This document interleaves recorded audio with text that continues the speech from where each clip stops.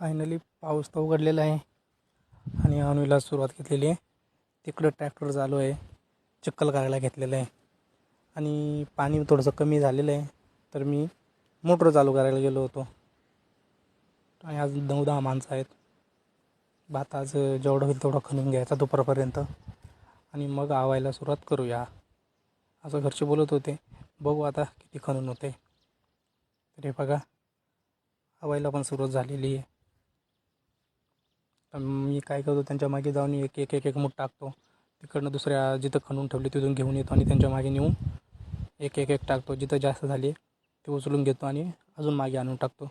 हे काम करतो, कारण की मागे एक माणूस लागतोच मूठ टाकायला, परत संपले तर त्यांना आणून द्यायला.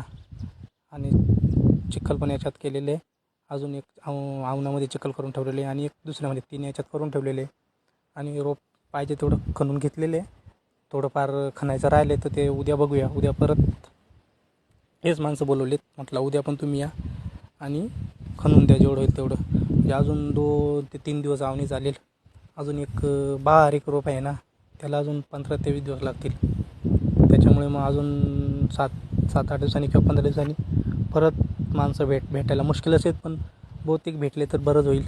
ते काय घरगुती 1-2 दिवसाचं, 2-3 जण आम्ही असलो तरी ते थोडं करून आवून घेऊया असं बघू आता जसं जमेल तसं.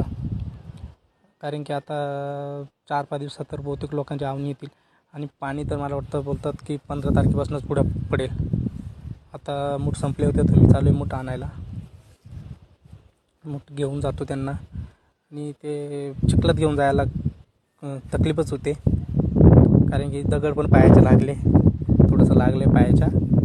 त्याच्यामुळे मी थोडे घेऊन जातो. आणि चिखल भरपूर झालेले आहे ना, चिखलामधून जायचं म्हणजे काय पण दगड वगैरे असतात, दुसरं काही नसतं. शेतावर काय नाही, पण जर आव्हान जर घराजवळ असेल तर तकलीफच होते.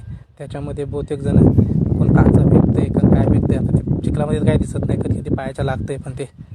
त्याच्यामुळे मग म्हटलं जाऊ एकदम सेफ्टीमध्ये जाऊ. आता हे मूठ घेतो, त्यांना देऊन आलो आहे मूठ. ते आता खालच्या आवणीतून वरच्या आवणीत येतील. तर आता वरच्या आवणीमध्ये मी मूठ टाकायला सुरुवात करतो.